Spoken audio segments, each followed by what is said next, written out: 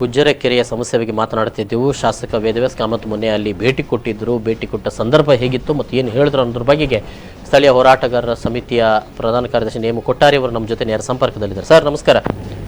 ನಮಸ್ಕಾರ. ಶಾಸಕರು ಭೇಟಿ ಕೊಟ್ಟು ಏನು ಹೇಳಿದ್ರು ಸರ್? ಶಾಸಕರು ಮೊನ್ನೆ ಭೇಟಿ ಕೊಟ್ಟಿದ್ದಾರೆ. ಮತ್ತೆ ಅವರಿಗೆ ಯಾವ್ದಾರ ವಿವರ ಗೊತ್ತಿರ್ಲಿಲ್ಲ. ಅಂದ್ರೆ ನಾವು ಅದರ ವಿವರಣೆಯಿಂದ ಸಾಧಾರಣ ಒಂದು ಅರ್ಧ ಗಂಟೆಯಲ್ಲಿ ವಿವರಿಸಿ ಹೇಳಿದ್ದೇವೆ. ಎಷ್ಟು ವರ್ಷದಿಂದ ನಾವು ಸಾಧಾರಣ 18 ವರ್ಷದಿಂದ ಹೋರಾಟ ಮಾಡ್ತಿದ್ದೇವೆ. ಒಂದು ಹಂತಕ್ಕೆ ಇನ್ನೂ ಬಂದಿಲ್ಲ. ಮತ್ತೆ 2001ರಲ್ಲಿ ಸ್ವಲ್ಪ ಅನುದಾನ ಬಿಡುಗಡೆ ಕೆಲಸ ಆಗಿದೆ. ಮತ್ತೆ 2008, 9ರಲ್ಲಿ 9, 10ರಲ್ಲಿ ಸ್ವಲ್ಪ ಕೆಲಸ ಆಗಿದೆ. ಮತ್ತೆ ಒಳಚರಂಡಿ ಕೆಲಸ ಈಗ 1 ವರ್ಷದಿಂದ ನಡೀತಾ ಉಂಟೆಲ್ಲ ಹೇಳಿದೆವು. ಈಗಂದ್ರೆ ಒಂದು ಒಳಚರಂಡಿ ಕೆಲಸ ಸ್ವಲ್ಪ ಪ್ರಯೋಜನಕ್ಕೆ ಬಂದಿದೆ. ಅದನ್ನ ಅವರಿಗೆ ಮನದಟ್ಟು ಮಾಡಿದ್ದೇವೆ. ಅದಕ್ಕೆ ಅವರು ಹೇಳಿದ್ರು ಗುರುವಾರ ದಿವಸ ಒಂದು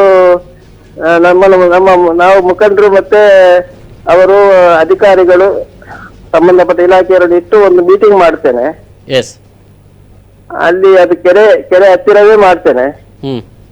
ಯಾಕಂತ ಹೇಳಿದ್ರೆ ನನಗೆ ಅದರ ವಿಷಯ ಗೊತ್ತಿಲ್ಲ.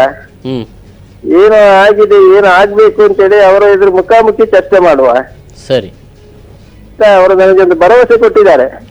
ಸರ್, ಈಗ ಅಲ್ಲಿ ಏನ್ ನಿರ್ಮಾಣ ಆಗ್ತಾ ಇರುವಂತ ಒಳಚರಂಡಿ ಏನಿದೆ ಅದು ಇಡೀ ಕೆರೆಗೆ ಬರ್ತಾ ಇರುವಂತ ತ್ಯಾಜ್ಯ ನೀರನ್ನ ಪ್ರತ್ಯೇಕಗೊಳಿಸ್ತದ? ಇದಕ್ಕೆ ಬಾರದೇ ಇರುವ ರೀತಿಯಲ್ಲಿ ಅದು ಮಾಡ್ತದ? ಹೌದು, ಅದು ಕೆರೆಗೆ ಬರುವಂತದನ್ನೇ ಈಗ ತಡೆಗಟ್ಟಿದ್ದೆ ಸರ್. ಓಕೆ. ಯಾಕಂತ ಹೇಳಿದ್ರೆ ಅದು ಮೇನ್ ಬರೋದು ಈ ಗಟಾರವನ್ನು ಬ್ಲಾಕ್ ಆದ ಸಮಯದ ಗಟಾರವನ್ನು ಒಟ್ಟೆ ಮಾಡಿ ಬಿಟ್ಟದವರು ಕಾರ್ಪೊರೇಷನ್ ಅವರು. ಮತ್ತೆ ಅದರೊಟ್ಟಿಗೆ ಸುತ್ತ ಎಲ್ಲ ಡ್ರೈನೇಜ್ ಎಲ್ಲ ಓಲ್ಡ್ ಪೈಪ್ ಎಲ್ಲ ಇತ್ತು.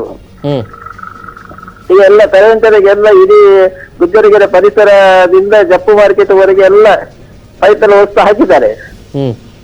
ಆದ್ರೆ ಒಂದು ಕಡೆಯಲ್ಲಿ ಒಂದು ಮಾತ್ರ ಅವರು ಒಂದು ಫ್ಲಾಟ್ ಉಂಟು. ಆ ಫ್ಲಾಟ್ ಇದು ಕನೆಕ್ಷನ್ ಅನ್ನು ಅವರು ಓಲ್ಡ್ ಗಟಾರಿಗೆ ಕೊಟ್ಟದನ್ನು ಈಗ ಈ ಗಟಾರ ಹೊಸ ಗಟಾರಿಗೆ ಕೊಟ್ಟಿಲ್ಲ. ಅದನ್ನು ನಾವು ಅದು ಶಾಸಕರಿಗೆ ಕೆರೆಗೆ ಇಳಿಸಿ ಅವರಿಗೆ ನಾವು ತೋರಿಸಿಕೊಟ್ಟೆವು. ಸೂಪರ್. ಅವರ ಅಧಿಕಾರಿಗಳು ಏನ್ ಹೇಳಿದ್ರು ಅಂದ್ರೆ ಎಲ್ಲ ಆಗಿದೆ ಅಂತ ಹೇಳಿದ್ರು.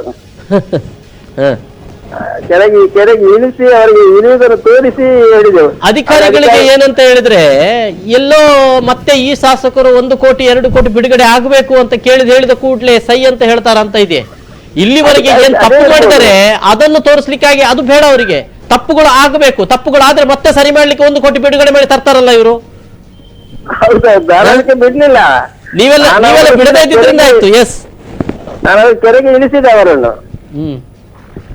ಕೆರೆಗೆ ಇಳಿಸಿ ಎಲ್ಲಿ ನೀರು ಬರ್ತದೆ ಅದನ್ನ ಅವರಿಗೆ ಕಣ್ಣಾರೆ ತೋರಿಸಿದ್ದೆ ನಾನು. ಕರೆಕ್ಟ್. ಅವರದೇ ಅಧಿಕಾರಿಗಳಾಗಿ ಕೆರೆಗೆ ಇಳಿಸಿ ಅವರು ಕೇಳಿದ್ರು ಅದೆಂತ ನೀರು ಹೋಗುದು ಅಂತ.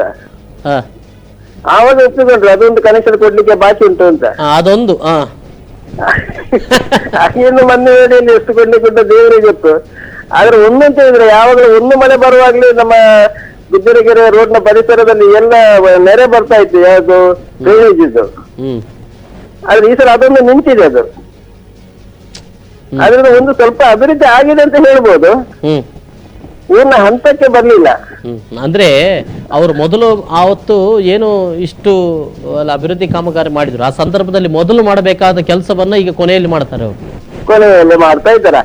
ನಾವು ಅದನ್ನು 2001ರಲ್ಲಿ ಮಹಾನಗರ ಪಾಲಿಕೆ ನಾವು ಲೆಟರ್ ಮುಖಾಂತರ ಆವಾಗ ಯುಟಿ ಫರೀದ್ ಇದ್ರು MLA ಅವರು.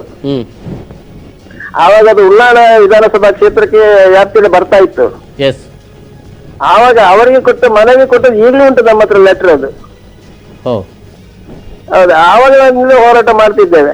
ಅವ್ರು ಖಾಲಿ ಬರ್ತಾರೆ, ಕೆರೆಗೆ ಇಳಿತಾರೆ, ಸ್ವಲ್ಪ ಕೆಸರು ತೆಗಿತಾರೆ, ಹೋಗ್ತಾರೆ, ಒಂದು ಗುದ್ದಲಿ ಪೂಜೆ ಮಾಡ್ತಾರೆ, ಏನೆಲ್ಲ ಮಾಡಿ ಈಗ 6 ಕೋಟಿ ಖರ್ಚು ಮಾಡಿದ್ದಾರೆ.